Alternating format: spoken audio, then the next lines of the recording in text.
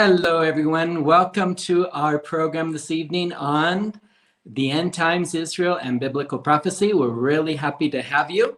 And we would like to ask you, if you would, to please subscribe to our channel. If you're watching us on YouTube or if you're on Facebook, press like and feel free to share as well. And don't forget to press the notification button so that you'll be able to know each time that we go live.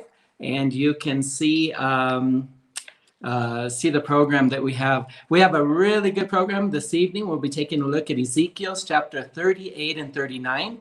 Very interesting prophetical information that pertains to us in the days that we're living in. I have a really good friend. His name is James Kaddis. He will be sharing with us. He's the pastor of Calvary Chapel of Signal Hill there in California. And so I'll be presenting him in a few minutes. But first, our registrar wanted me to say to all of the students, congratulations, because you're all doing your homework and you are all doing a great job. So far, you're getting a passing grade, and we are very proud of you. And she also wanted me to remind you to continue to read the book, What the World is Coming to by Pastor Chuck Smith. And don't forget to keep notes, and it's not due yet. It's due at the end of the course, but we don't want you to get behind. So if you would continue to do that, that would be great. We want to welcome everybody who's watching this evening from different parts, Peru and California. I see Idaho, and thank you so much for joining us this evening. So I want you to keep your eyes on the Middle East. Some very, very interesting things are happening there. It seems like Iran is continually provoking Israel, pushing them to respond. And we know that if there's a response, this could lead to a major conflict in the Middle East. And so we want to pray for the nation of Israel, pray for the peace of Jerusalem, pray that the people of Israel might know the Prince of Peace, who we have come to know. It is so important here in these last days that we would be interceding for the people of God. You know, it says in Genesis chapter 12, I will bless those who bless you, God promised Abraham, and I will curse those who curse you. I don't know about you, but I want to be blessed. And so we want to support and pray for and encourage and support the nation of Israel, especially here in these very, very perilous times. So, I would like to introduce you to Pastor James Kaddis. Again, he's the pastor of Calvary Chapel of Signal Hill, California. They're near Long Beach. We've been friends for a number of years. He is very supportive of the work here in Peru, and we are just so blessed to have him this evening. And so I always like to say that he is my Egyptian friend. I have a special fondness and admiration for the people of Egypt, having visited that country. And so, marhaba, Habibi. I love it. I absolutely love it, my brother. That's great. That's good Arabic right there. That's very, very good and very discernible, by the way. Very discernible. I love it. I practiced all afternoon, James. You know what John won't tell you is I think we've been friends now for close to 25 years. Wow. It's been that long. I actually knew John Bonner before he actually went to Peru. And it's amazing to see what God has done. And you always had an interest in missions and always serving the Lord and always been an inspiration to me. So I'm absolutely blessed that I can be here. And it really, truly is an honor. It's a true blessing. Oh, it's truly an honor for us to have you, James. I know you're crazy busy all over the place. And, yes. And we're just so happy to have you this evening for an hour. I really thank the Lord for that. May I pray before we get started? Please. Okay. Lord, I thank you so much for this opportunity to study your word and to study the prophecies from Ezekiel chapters 37 and 38. I pray that you would open our minds and open our hearts, that we might understand and see exactly the days that we're living in today. And thank you for bringing Pastor James into our lives, into our hearts, into our ministry, and into our screens tonight. And I pray that you would teach us, Lord, and use him for your glory, I pray. In Jesus' name, Amen. Well, Amen Pastor, and amen. you have 2 chapters to cover, and I don't want to take any more of your time. And I know that this is going to be so significant and enlightening, especially in what's happening in the world today, especially in the Middle East. So please take it away. Yeah, it's funny. I just wanted to confirm one thing, John, because when you opened up in prayer, you had mentioned 37 and 38, Oh, and I thought we were doing 38 and 39. I just want to make sure. it's 39, 38 and 39. So sorry about that. Here, there for a minute. Okay. Well, listen, let me just simply say this.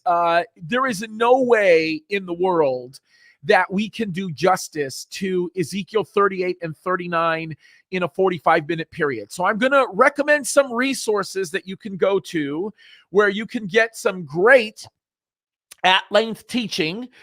First and foremost, you can always go to our YouTube page. That would be Calvary Chapel Signal Hill.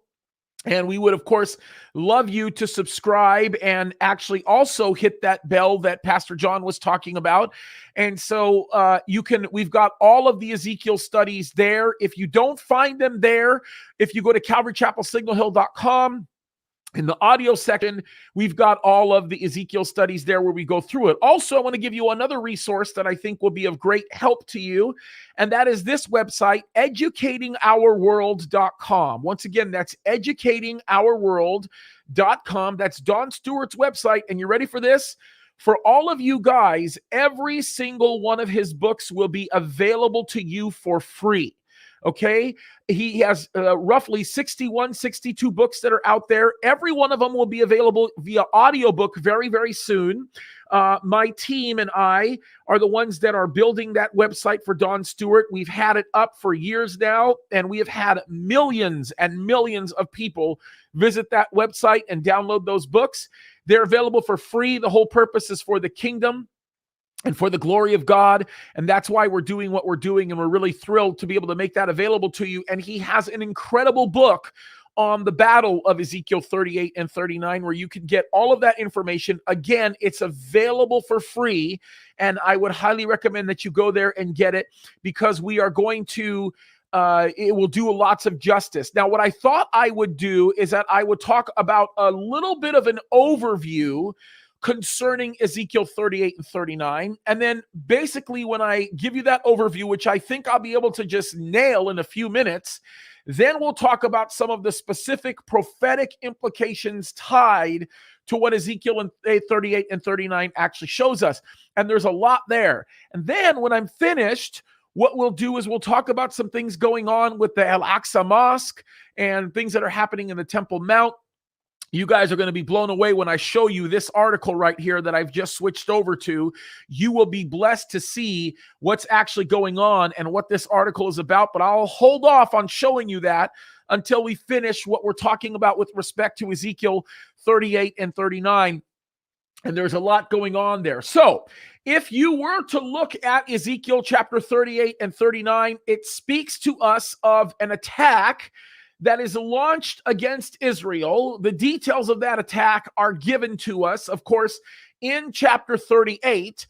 And in chapter 39, we get more of the details of God defending Israel and doing what he promised that he would initially do. Now, Ezekiel 38 and 39 is really remarkable because when you look at it, first of all, there's lots of facts that we should know about it, okay? Let's talk about it, a few of the facts of Ezekiel chapter 38 and 39. First of all, we know that there will be a significant attack launched against Israel while Israel is in a place of peace and prosperity. Now, we know that because the beginning of Ezekiel chapter 38 makes that very, very clear to us.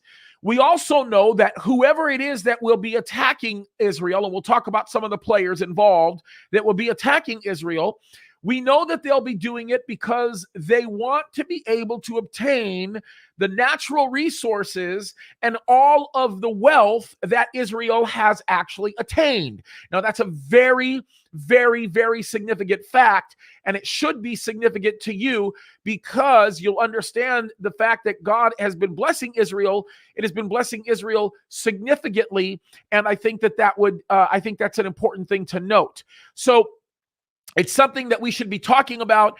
And of course, what we can do as on top of that, when I talk about that, John, and I don't know if any of your folks can do this, but if we can get a picture put up of the African continent that's got a good outline of all the states, I would love to put that up while I talk about some of the nations that are going to be involved in Ezekiel 38 and the fight that we see there. I think it would be good, and it would help people to understand a little bit when we start talking about the peace treaties, what I would call the peace treaties, or the what we actually call normalization agreements. They're not peace treaties, they're normalization agreements, but they are significant with respect to the Ezekiel 38 and 39 battle. John, you look like Pastor John, you look like you wanted to ask me a question. Did I get that wrong, or No, I just wanted to show my face. Okay, awesome. Great. I'm sorry. We're working on the map of Africa right now. Yes, and I think it would be a good thing, because we really do want to spend a few minutes talking about why this is so significant and why this is so important, because there are some really unique and really powerful and really interesting things that you'll be able to surmise by simply looking at an African map. And it is really, really interesting to have a discussion about some of these things. And as a matter of fact, you know what I'm going to do right now? While I can, I'm going to go ahead and I am going to I will do this myself. I'm going to take a screenshot of a good map that I can actually put up myself. And this is kind of on the fly. But I'm going to do it because I think it'll be a good map for us to use. And I will take that map and copy it over into my graphics, and we'll talk about it. As a matter of fact, what I'll do is I'll bring it up right now so that we can have a conversation about it, and we'll actually go from there. So let me switch that over right now, and it'll only take a second. Modern technology is so wonderful. We do have one on the screen. Will that work? You know what's really funny? It's almost exactly the map that I was actually looking at. So that works out quite perfectly. Yeah, no problem. That's good. So there's a lot to actually talk about here. When we look at the battle of Ezekiel chapter 38, we understand something very, very important. And this is critical, right? We need to know, first of all, who's attacking, why they're attacking, and everything that's going on. Now, I've already talked about why they're attacking. We know about that. Ezekiel really does expound upon it substantially for us. We get a lot more insight regarding that issue. But the other thing is, we need to talk about many of the people that will be attacking, right? So let me read a portion of Ezekiel chapter 38 to you. And then as I do, I think it will help to shed some light upon what we're talking about when we start getting into this text. Okay, so let's read Ezekiel chapter 38. I'm reading from the King James. I always do. Forgive me for that. Ezekiel chapter 38, verse 1. It says, "And the word of the Lord came unto me, saying, Son of man, set thy face against Gog, the land of Magog, the chief prince of Meshech and Tubal, and prophesy against him, and say, Thus saith the Lord God, Behold, I am against thee, O Gog, the chief prince of Meshech and Tubal, and I will turn back and put hooks into thy jaws, and I will bring thee forth, and all mine army, horses and horsemen, and all of them clothed with all sorts of armor, even a great company with bucklers and shields, all of them handling swords, Persia, Ethiopia, and Libya with them, all of them with shield and helmet." So we already know who is attacking here. This is not a very difficult picture to be able to draw. We know that we are talking about Gog, who would be the leader of Russia in essence, right? The leader of the land of Magog, which we would be talking about Russia, Meshech, Tubal. We're all talking about, let's name some of the nations here, okay? First of all, we're talking about Turkey. We are talking about Iran, because we see Persia here. We're talking about Libya. We're talking about Ethiopia.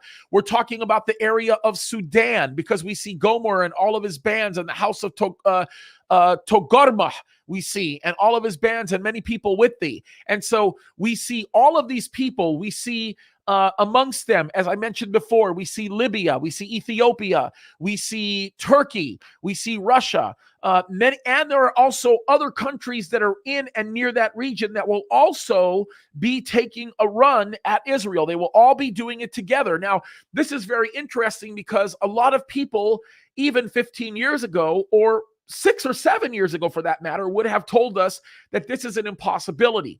There's no way in the world we could see any kind of an attack concerning this. There's no way that that can happen.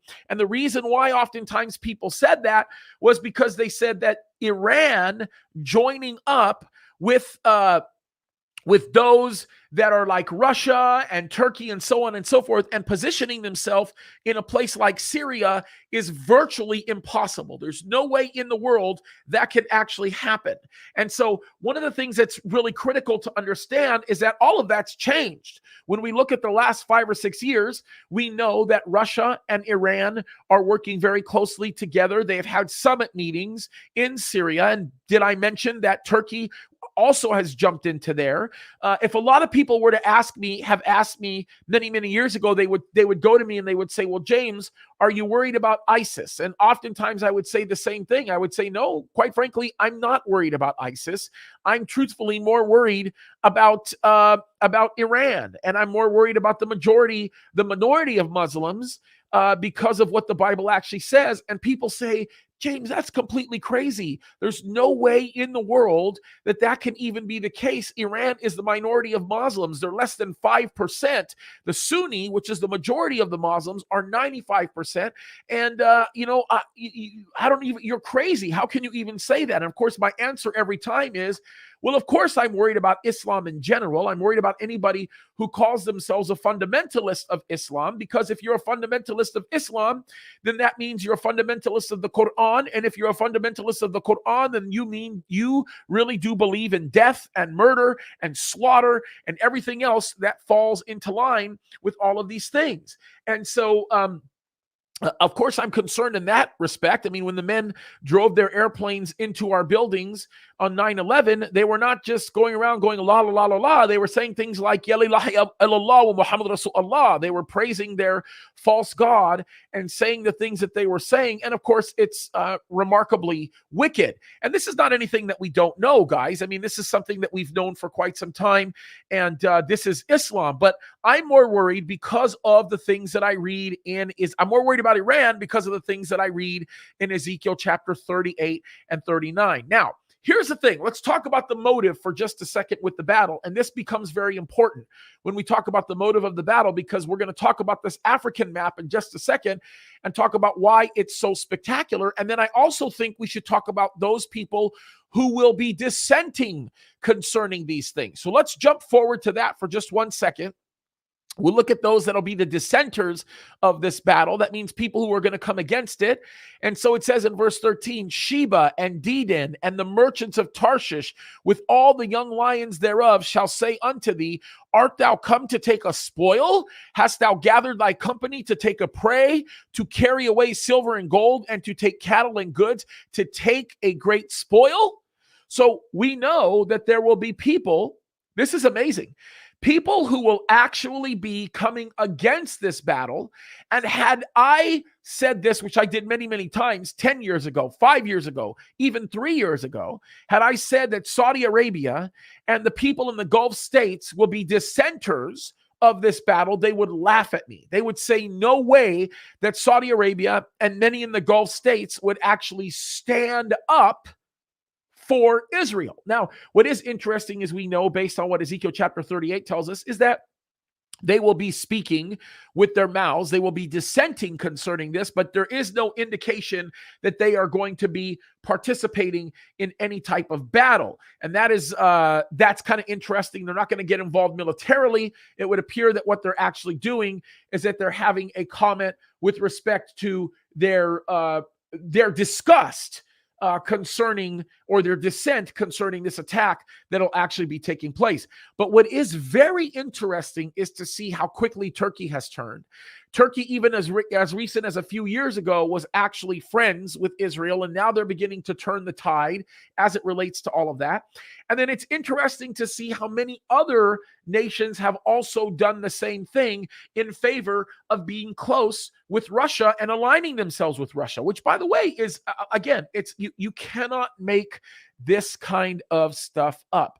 It's absolutely unbelievable. Now, let's talk about why I say Israel is going to be in a place where they are where they are wanted for all of their spoil because they are acting in peace and everything is well. Look what it says here. And this is interesting. He says, after many days, after many days, thou shalt be visited in the latter years, and thou shalt come into the land that is brought back from the sword. And notice this, and is gathered out of many people against the mountains of Israel, which have always been waste, but it is brought forth out of the nations, and they shall what? Dwell safely, all of them. Thou shalt ascend and come like a storm, and thou shalt be like a cloud to cover the land, and all thy bands and many people come with thee. It's very interesting. He goes on to say, thus saith the Lord God, it shall also come to pass that at the same time shall things come into thy mind, and thou shalt think an evil thought. Well, what is that evil thought? What is the evil thought that these dissenting nations are going to be thinking, led by Gog, or I believe the leader of Russia? What is the evil thought they're going to be thinking? Well, here it is. It says, and thou shalt say, I will go up into the land of unwalled villages. By the way, when we talk about unwalled villages, that means we are talking about a place that completely believes it is walking in security. And we're actually beginning to see more and more of these unwalled villages in Israel because their greatest defenses are things that don't involve walls. They, of course, involve something even more interesting, and that is the use of things like the Iron Dome. Right? So this is very, very interesting. And so we're already seeing this come true. But when we talk about unwalled villages, these can also be taken as metaphors for a place that is actually peaceful. And by the way, regardless of what the news media might tell you, and they are fake news media, Israel is much safer. You go to downtown Jerusalem right now, it's much safer than being in downtown Los Angeles or downtown Philly or downtown Miami or downtown any of our major cities that are in the United States of America. It's much more safer. You go down Ben Yehuda, it's a lot safer than walking down Main Street or going down Skid Row in Los Angeles. Much more safer. And so when we're talking about this kind of peace that Israel is experiencing, they're doing it. And notice what it goes on to say. He goes on to talk about unwalled villages. He says, I will go to them that are at rest, that dwell safely, all of them dwelling without walls and having neither bars nor gates, to take a spoil and to take a prey and to turn thine hand upon the desolate places that are now inhabited and upon the people that are gathered out of the nations which have gotten cattle and goods and dwell in the midst of the land. Now, this is interesting because what we are describing here, what the Bible is describing to us, is a nation that appears to be self-sufficient based on all of the resources that they have. I mean, literally, these people have everything that they need, and that's exactly what we're witnessing taking place in Israel right now. They're the number one exporter of fruit all over the world, okay? They are number one in technology. No one does technology better than them, including medical technology. They may be the very first country known to man that has developed a complete cure for the coronavirus, even though you could do it with hydroxychloroquine and all kinds of other stuff. I'm not even going to get into those ridiculous politics, but we'll just leave that alone. Israel has come up with incredible resources to make them independent, including energy independence. They are finding oil everywhere, which of course is another remarkable advancement of Israel. They are absolutely going towards the road of energy independence. And actually they're getting to the point where they're going to start selling their oil. Forget the fact that they're energy independent. They're going to start selling their oil because they have so much of it. And while all of that is going on, we're beginning to watch other things surface. Like, for example, Erdogan of Turkey is going around the Mediterranean coast and claiming that he has found lots of oil, when in reality, all of his people have not found any oil. As a matter of fact, they're going on an illegal scavenger hunt of the area, hoping to be able to find oil, but they've had no such luck. Russia is getting remarkably angry because of some of the issues that are going on with China and Saudi Arabia. And within that little tiny triangle, Russia is having a much more difficult time being able to take their oil pipeline across the way, even through the land bridge, to start selling oil resources and receiving oil resources from certain countries strategic to their actual growth. As a matter of fact, that's why President Trump was so hated by the Chinese, because President Trump was blocking all of that nonsense. And this is why Joe Biden is so loved by the Chinese, because he is opening up the door to all of this evil. And so it's very interesting to understand this and to look at this and to see this. All of this is coming into fruition. And it's getting to the point now where these surrounding nations are becoming remarkably desperate. They are getting just frustrated to no avail. They're losing their minds concerning all of this. And they're beginning now to posture themselves, even politically, against Israel and against some of the allies of Israel, because they are right now in what I would like to call the jealous phase of the resources that Israel has obtained. But it's going to go beyond that in just a second. And it's going to get to a very ugly phase where they are going to I guess I would say translate that jealousy into a bold move to come against Israel. And that's going to happen as we see it in chapter 38. Now, this is the thing that's even more interesting than that, are these normalization agreements. Now, if, and I'm going to do this myself, I'm going to zip over to this map of Africa, because I'd like us to stay there for just a second, because there's some good stuff that you'll actually see here. And I want you to notice some of the nations that are listed here that have actually made a peace treaty. Now, we've talked about some of them, right? We've talked about the UAE. We've talked about Qatar.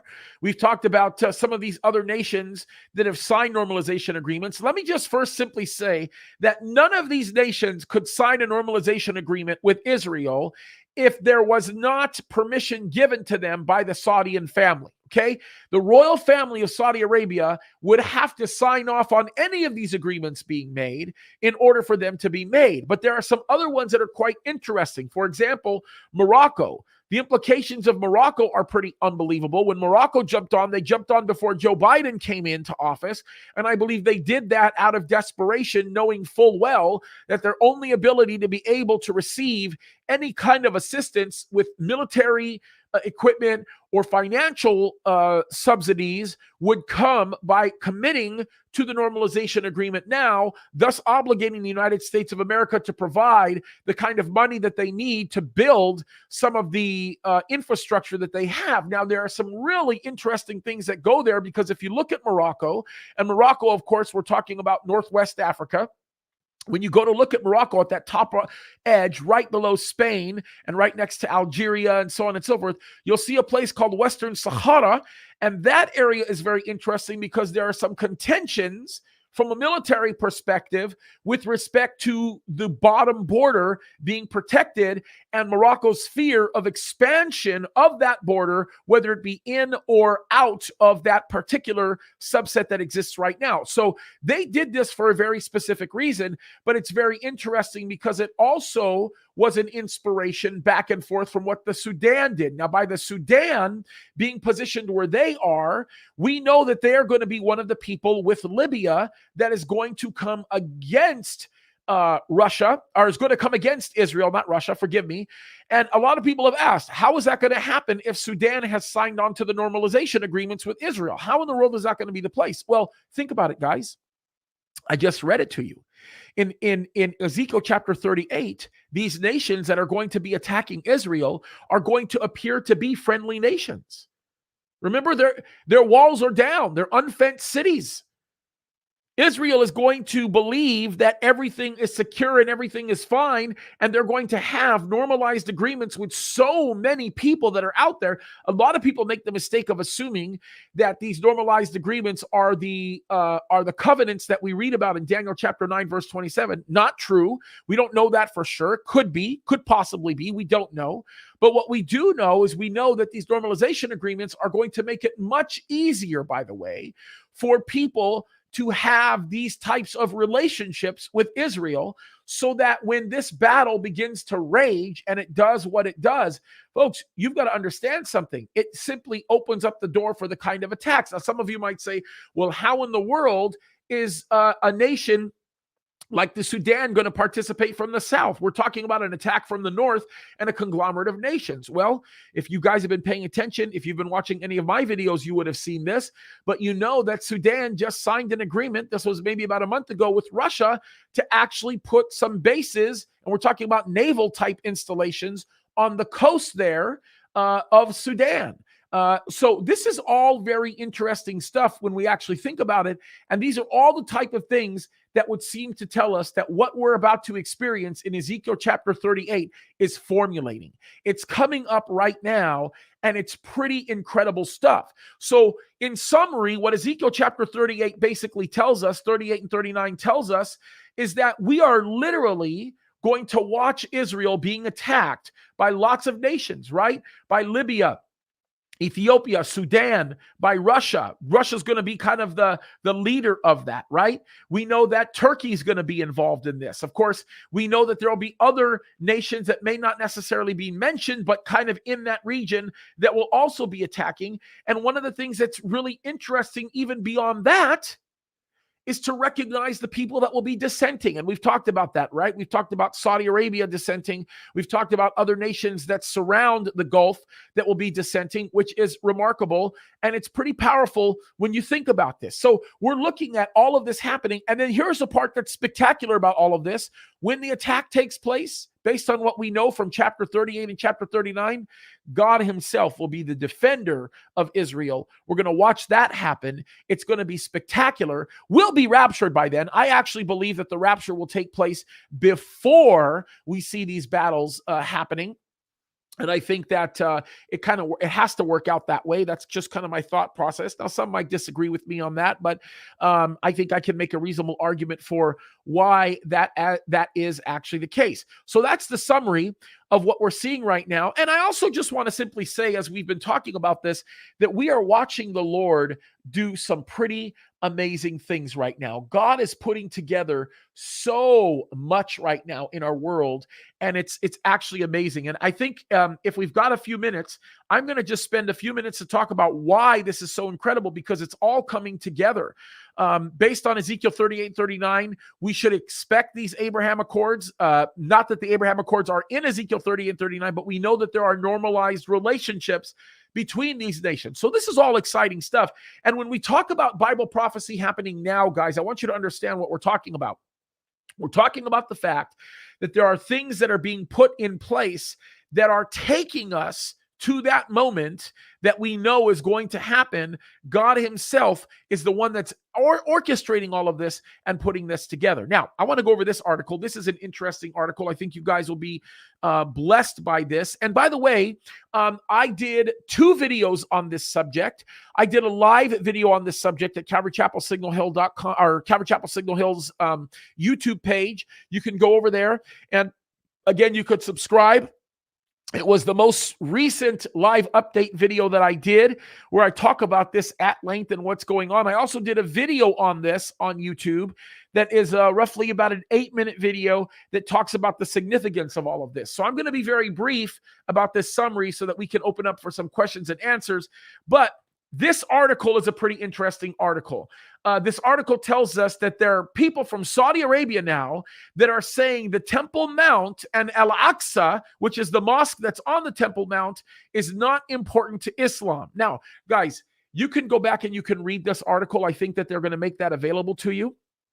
And I will also say, quite importantly, that when you do grab this, you should look at it in its entirety. Again, I would recommend that you go, this is on Israel Today's website, this article, but I would recommend that you go to our YouTube page and listen to the extended analysis. By the way, will be released tomorrow, analysis that both Don Stewart and I also did on this particular subject. We spent our whole half-hour radio show on this, and we're making it available to you guys on video, considering the times that we're in. So I think you're going to be blown away by that, and I think you're going to really enjoy that time. But what's basically happening is, by them saying this, guys, you got to understand, this is significant, because ever since the Temple Mount has been placed into contention in the midst of Jerusalem, the Muslims have always said it was their holy city. It's been the hustle of the last 100 years. And they've been saying, oh, this is our holy city. This is our holy city. This is a very holy site. And now there are people, even people tied to the royal family in Saudi Arabia and some of the influential sheikhs and even some of the people who are influential in pop culture that are now coming out and saying, no, this isn't significant. And that is important because I personally believe in my heart that the dome that you see in that picture, it's called El Haram El Sharif. That's what we say in Arabic. You don't ever want to call it by the Dome of the Rock. That's very offensive to Muslims, and it's not good to unnecessarily offend people. Leave it to me to say that, right? But this place, this Golden Dome, I believe is going to be taken down. I believe it's going to be mowed down. I believe the temple is going to be built directly upon that site. Now, there are some people that will say, oh, it's going to be built slightly north of that. Some people actually will go as far as to say, well, no, it's not going to be built north of that. Some people say it's going to be built way south where the city of David is, which I completely disagree with. I think it's a hugely erroneous conclusion to actually say that. And then there are some people who are like me and Don Stewart and several others that believe it's going to be built on the exact site in which it was built before, which I believe is going to be this Golden Dome, where the Golden Dome is. Now there's a movement amongst people all over the place, which is pretty amazing, where they're saying it's not so important. I can give you a great example of this. This is somebody who is very, very influential in Israel right now. This guy is an interesting person.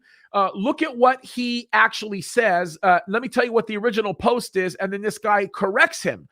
Somebody who's a member of the Saudi family, I believe.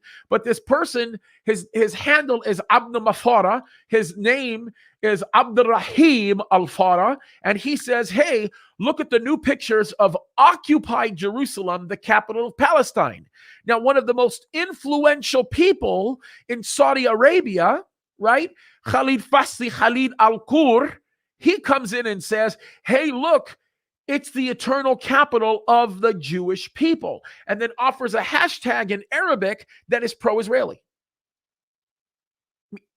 Listen, I have to pause there for a minute because I think it's something that we should just think about for just 1 second to understand how impossible this way of thinking was to me even 2 weeks ago. 2 weeks ago. But to say that now there's a large contingent of Arab Muslims that are supporting the eternal capital of the Jewish people being Israel, or being Jerusalem, is something that's been unheard of. We've never seen this before. We've never, ever seen it before. It's remarkable. Here's another one, right?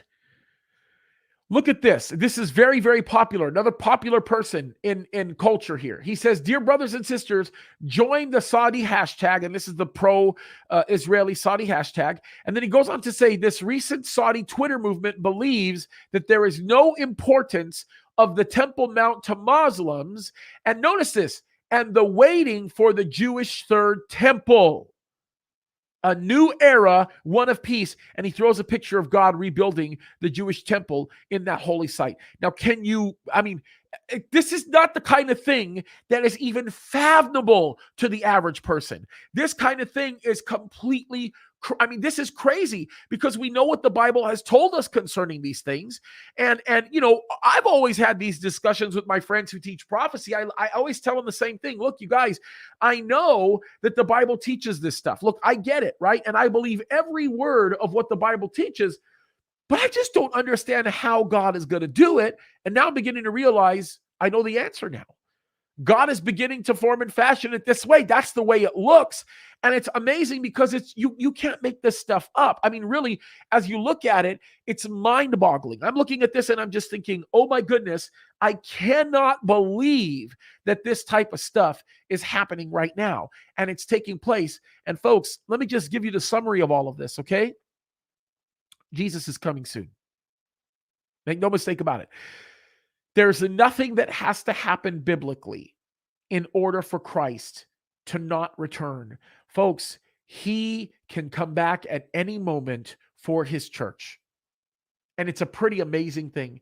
It's a pretty remarkable thing. That's what the Bible tells us. And it's something that we should be excited about, you guys. It's something that we should be thrilled about, and something that we should definitely be looking forward to, because his return is imminent, and it's time that we start living like it and getting involved in. And actually, for those of you guys that watch any of my videos, if you ever do watch any of my videos, that's the reason why I'm doing the things that I'm doing. That's why I'm fighting against abortion. That's why I'm spending a lot of time dealing with many of the political issues of the day, because I want to stand up for what's right. I want to be found being faithful to the Lord as we approach these final days. And when the Lord comes for his church, I want him to look at me in the midst of trading his talents instead of burying them. And more than ever, that's what we need to be focused on. And I think you guys have a great example, by the way, in Pastor John, because that's what he's doing right now. He's making a difference. And I think that that's something all of us need to be doing for the kingdom of God, because, guys, time is running out. So maybe we could take some questions. Sounds good, Pastor James. I have a couple of questions for you. And just wanted to mention that we're really excited here in our studio, everything that you're sharing. Oh, wonderful. Yeah, it's just like it's coming to pass, just like we've been watching for so many years and waiting for it. All of a sudden, right before us, it's happening. Question that I have is you mentioned the I need my glasses. I'm sorry. The normalization agreement. Is that the same as the Abrahamic Accord? Yes, they are what everybody is referring to as the Abraham Accords. And as a matter of fact, a little kind of a side note, if you do go to Calvary Chapel Signal Hill's YouTube page, I did an interview which was remarkable. I interviewed the highest ranking diplomat in the United States representing the nation of Israel. He's the Consul General of Israel. His name is Dr. Hillel Newman. He's an Orthodox Jew, but the interview was fascinating. And he was one of the most instrumental men in the process of the normalization agreements. And we talk about that quite a bit. Now, I will make this one comment about these agreements. We call them normalization agreements because they're not peace treaties, okay? There's a big difference. You have to be at war with a nation in order for them to be called peace treaties, okay? So we have had 2 peace treaties with Israel in the last 50 years or so. The first one was in 1979, of course, with my ancestors, right? The people of Egypt, if you'll remember that, right? And the second peace treaty was in 1994 with Jordan. After that, there hasn't been any activity for the better part of 20 some odd years, and then now we have seen a plethora of normalization agreements where diplomatic relationships are now being formally established with these nations for primarily economic purposes, which matches up perfectly with Ezekiel chapter 38. And can you tell us why Saudi Arabia especially would have normalization with Israel? So this is a big one, and I would just simply say this: the easiest way to summarize this is to say it's all about Iran. Yeah. It in essence has really nothing to do with the diplomatic prowess of the Trump administration, although it was strong. And what Trump did in 2017 when he met with all of the Arab leaders was world history. I mean, it was amazing. And he was able to create what I like to call the geopolitical shift that was necessary to allow these Arabs to recognize the fact that the Palestinians were getting in the way of their economic boom, were getting in the way of their normalization, which would bring them more security, safety, materials, and so on and so forth.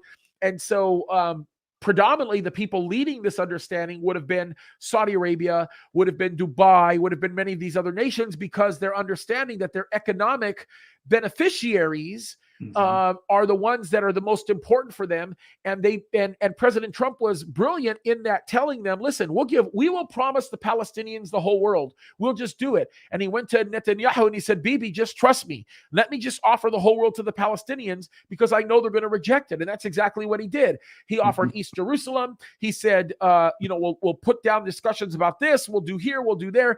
And of course, the Palestinians did exactly what Trump said he would do. And they bogged on it. They said, forget it. We're not doing this. It's a waste of time. Let's not do this. And so again, as a result, then the surrounding nations looked at that and said, oh, no. You know what? We're not going to let the Palestinians get in our way anymore. Let's enter into these normalization agreements. So the the unimportance that the Temple Mount has to Saudi Arabia, how far-reaching is that? I know it's very important for the Palestinians living within the frontier of Israel, but do you think, James, that Saudi Arabia can give the word and that the Dome of the Rock can be demolished? Almost virtually, yes. I think Wow. that there's a big part of that. Now, the Turkish government will have something to say about it. I think that there will be some real disagreement there, which is why I still think that whoever this final Antichrist is going to have to be brilliant enough to be able to broker that kind of peace. And I don't think we've seen a world leader yet that's sophisticated enough to be able to bring Turkey into this, to accept it, because of the financial investment that the Turkish government has in particularly the Golden Dome and the claim that they lay on that area, the area that we would actually call or refer to as the East Gate. There are regions there that are very, very complicated with respect to diplomatic operations. But I think that the normalization agreements that have been set up are going to make it a lot easier to use back channels with some of those nations in order to get to Turkey. I actually think that Russia might be instrumental in that possibly happening. With whoever that person is who's going to be the Antichrist. Now, we're not going to see them. We're not going to know who they are because the Bible says that Christians have to be raptured first in order for the Antichrist to be revealed.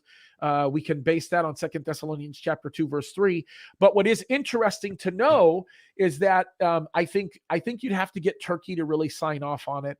And, at best, the relationship between Saudi Arabia and Turkey is touchy. We'll just say that. We'll just say it's touchy at best, is what I think. So it's going to be an obstacle that we're going to have to face. But it is interesting that Saudi Arabia is the one leading the charge and saying that the Temple Mount is no longer significant to Muslims. And it's even more interesting the fact that so many Muslims are jumping onto this and saying, yeah, they're right. Yeah, that's just amazing. It is incredible. We've never anticipated some kind of a statement like this before. Oh, it's blown my mind, John. It's blown my mind, especially when you think about the Golden Dome. Everybody thinks the Golden Dome is the big deal, right? It's not. They think it's the big deal because they always see, the picture of, that dome, right? But you see the mosque that I'm pointing at right there? That's Al-Aqsa. That's right. The one that's the more significant one to them. That's the one that they say is their most holy site. And unfortunately, with the Golden Dome now, let me come a little closer. That dome right there, they think that's the main deal. That isn't. What the main deal is back over here, right? And I think that's the bigger issue. And the statements that are being made is they're not even talking about Al-Haram al-Sharif. They're not even talking about the Golden Dome. They're spending a lot of time talking about the insignificance of Al-Aqsa, which is remarkable. It's something that I never thought I would ever see that. James, we have a couple of questions from our students. My brother Steve is asking the question about, let me see. It's about the Antichrist. Does Ezekiel 38 come first or the Antichrist? What do you think, James? Difficult for me to say. I say that they could probably be simultaneous. It's hard to be able to tell. My guess is we see Ezekiel 38, 39 probably happen first, or the Antichrist probably happen first. I don't know for sure. Very, very difficult to tell. I think you could make a reasonable argument both ways.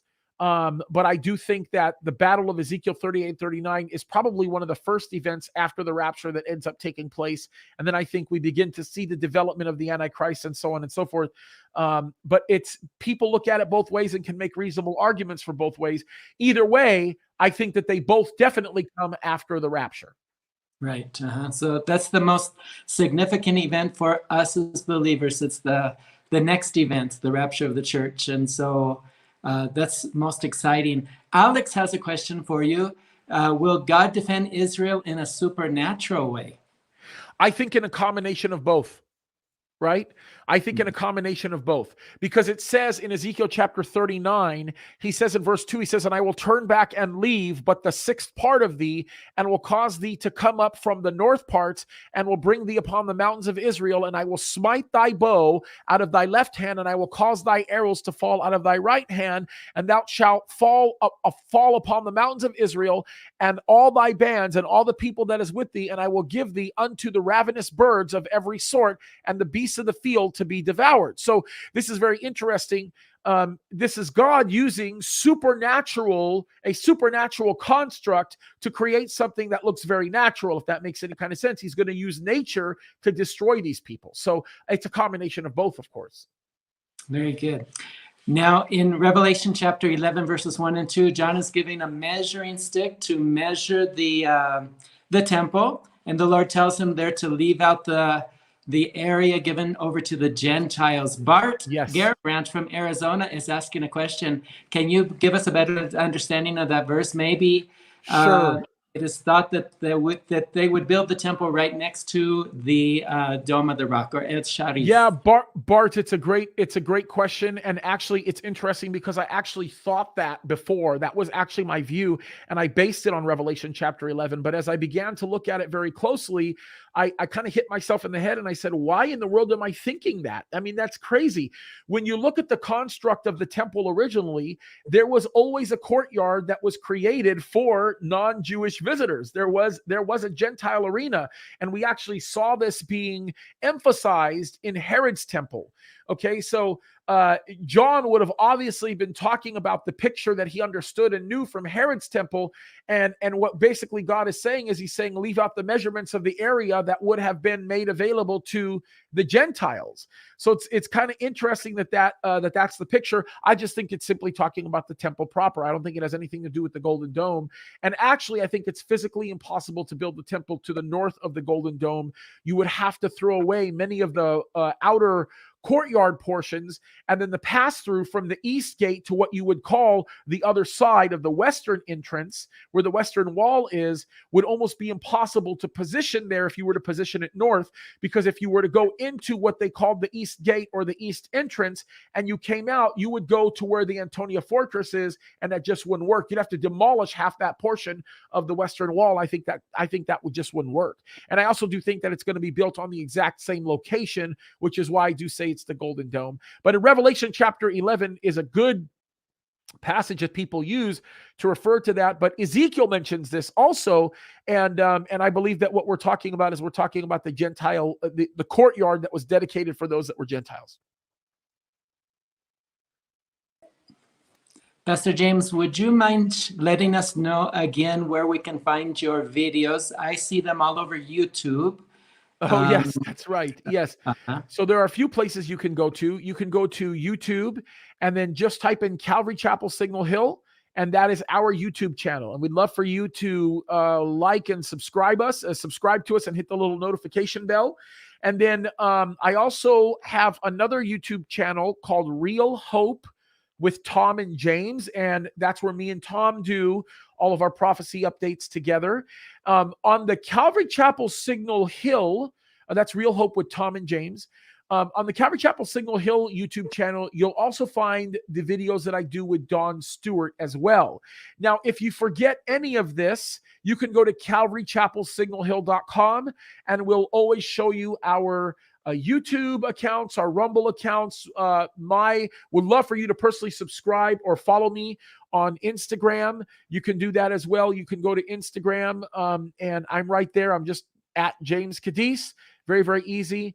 And it's pretty simple. And then if you find any one of those, every single one of those will show you where all of our other websites are that you can go to, and you can learn more about everything, including educatingourworld.com. You can find.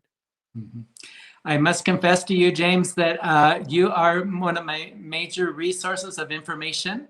And, praise the Lord. Yeah, just want to... It's humbling, actually. It's humbling.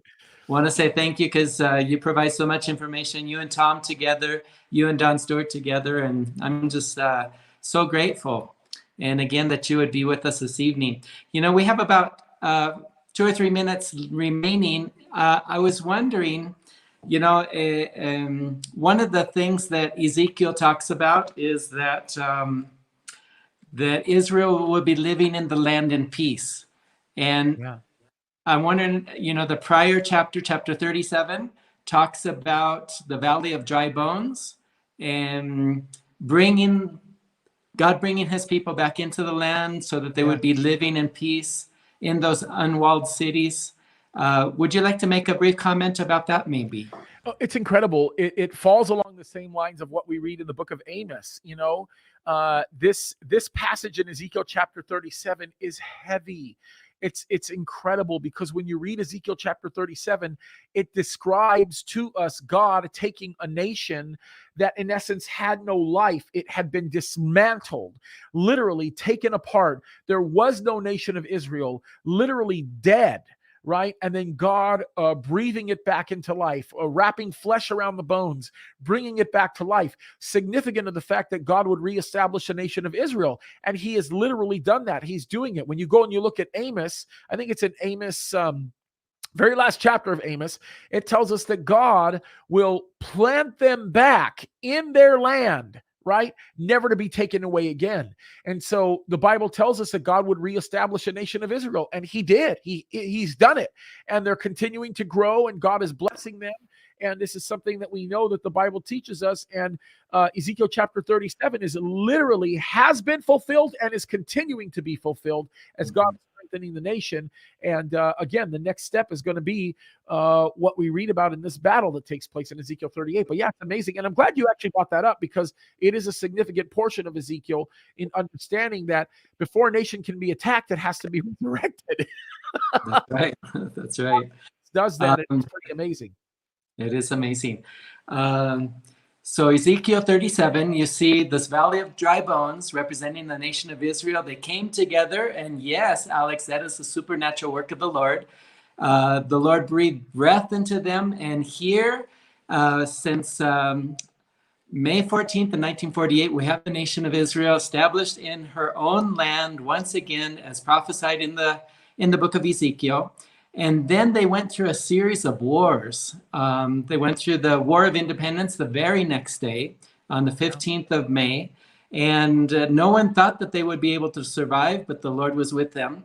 And then we have the War of 1967, the Six-Day War. And again, everyone thought that Israel would be demolished. That would be the end of this new fledgling nation. But God gave them land again, more land. And then the War of Yom Kippur in 1973. And so there have been, and the same results. Each time they take care of their enemies, and they possess more and more land. So we kind of see a buildup here, don't we, James? Up to the battle of Gog and Magog here in chapters 38 and 39. We've seen evidence of God being with the nation of Israel, giving them victory, and then this final ultimate war. They're going to be victorious over their enemies there. It's just amazing. It's unbelievable. It's like nothing any of us have ever seen in our lifetime. Nobody has ever seen this in our lifetime. And so it's incredible. It's like nothing we've ever seen. It looks like we have another question, James, from my brother Steve. He says, James, are you hosting your radio show during this presentation? So this is kind of interesting. It's kind of hard to keep track of all the radio stuff. We're going to update our website to show where the radio is, because we are now this is kind of funny. We got removed from a radio station here in Southern California recently, but what's amazing as a result of that is God has blessed our ministry, and we're on so many radio stations now that I don't know how many radio stations we're on. As a matter of fact, this is really interesting. We are on now almost 550 radio stations in 46 states. So actually, no, I think it's 48 now. I think might be 49, because we just got on Alaska. I don't know, but I've lost track of them. So there could be a radio show going on right now that I'm not aware of. We have literally hundreds and hundreds of radio shows that are playing every single day, and I've lost track of it. But God's been so faithful; He's been so good to us. James, Pastor Kevin Ballard from Calvary Chapel, Inverness, Florida.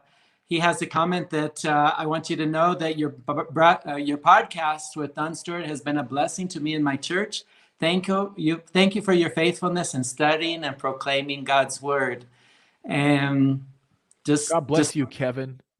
And then Carl Schnell from Lima, he has a question. How does the week of Daniel 9:27 in the middle of the week of the 42 weeks of Revelation 13:5 relate to the war of Gog and Magog? Is there a relationship there? I don't think there is. I don't. Some people say that there is. I don't believe that there is. It's very interesting because Daniel 9:27 really speaks about the covenants or a series of covenants being strengthened. The Hebrew word there is strengthened. Some people oftentimes mistake it for being made. They're not being made. They're being strengthened, which means that they actually exist. So the mechanism described to us in verse 27 is a tool or a utility of the Antichrist, I like to call him the final Antichrist. I stole that from Don Stewart, who is coming in and actually creating a peace. So I actually think that what we read in Daniel 9:27 is not going to be during Jacob's trouble or the Great Tribulation, which is the last 3.5 years of the 7-year period. I think that we're going to see that happening probably within I would have to think within probably the first year of the tribulation. And I think that actually, let me say this, it kicks it off actually. According to Daniel chapter 9, verse 27, the tribulation actually starts, not the Great Tribulation, but the 70th week of Daniel. That's a better way of putting it. The 70th week of Daniel actually starts with the peace treaties being strengthened. And that's a fact. And just by reading the scriptures, that's what you know. So that 7-year period, the 70th week of Daniel starts then. A lot of people think that the church gets raptured and then that's the start of it. No, there could be years after the time that the church gets raptured and that 70th week of Daniel actually starts. And it may be actually years. Very hard to tell you because the Bible's very silent about it. But we are able to establish timelines. Really, we can establish a direct timeline from the time that the Antichrist sets himself up in the temple and demands to be worshipped. And we can tell you exactly what's going to go on from that point. And actually, even then, that might be a little iffy because Daniel talks about an interim period of time after the 70th week of Daniel and before the millennial reign. So that could even get tricky. So when Jesus says that even I don't know the day or the hour, there's some credibility to that, right? So it's important to kind of think that through. But yeah, going back to that, I don't think that that's going to be the case there with respect to Daniel 9:27. It's a great question. A really good question, by the way. Thank you, Carl. You're a blessing to us. And Pastor James, I can't thank you enough from the bottom of my heart for your participation this evening. You've enlightened us all, and you are a tremendous blessing to the ministry here in Peru, as well as God's work throughout the world. May God bless you and your wife, Nicole, and everything that he's doing in your family. Our prayers are with you and want to say thank you. Thank you, bro. And we love you so much. And I know Nicole says hello and she wants you to know that she loves you. And everybody at Calvary Chapel Signal Hill loves you very much. When you come back to the United States, we have to get you in church, all 3 services, to tell everybody about what's going on in Peru. We got to do that sooner than later. Thank you, James. I would love to do so. Thank you. All right. God bless you. And to everyone who's watching, thank you for tuning in. We love you all. And we'll see you, Lord willing, next week if we're still here. Shalom.